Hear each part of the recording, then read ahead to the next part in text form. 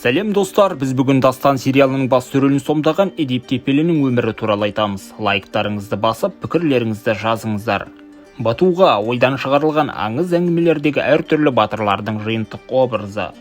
Эдип Тепелі 1989 жылы 18 сәуірде Измир қаласында өмірге келген. Ол Стамбул университетінің мемлекеттік консерваториясының театр факультетін бітірген.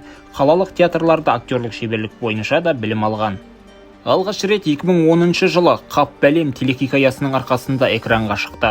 2014 жылы ол Курт Сит пен Александра сериалында басты рөлді сомдады. 2015 жылы ең табысты жас актер жүлдесімен марапатталды. 2017 жылы Эдип Тепелі актриса Айшежан Татариге үйленді. Үйлену тойы Нью-Йоркте өтті. Қазір екеуінің жеке өмірлерін Instagram парақшасында үзбей жариялап тұрады. Сілтемесін ақпарат алаңында қалдырамын.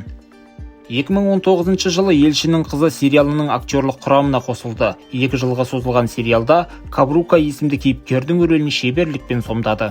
2021 жылы ITV арнасы түсірген Дастан тарихи сериалында актер басты рөлді сомдады.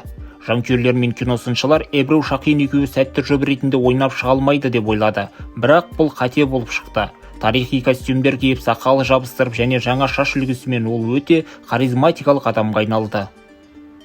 Батуғаның, яғни Эдип Тепелінің қысқада нұсқа өмірі осындай. Ақпарат ұнаса әдеттегідей лайк басуды, пікір жазуды ұмытпаңыздар. Енді кімнің өмірі туралы видео шығарайын, пікірге жазыңыздар.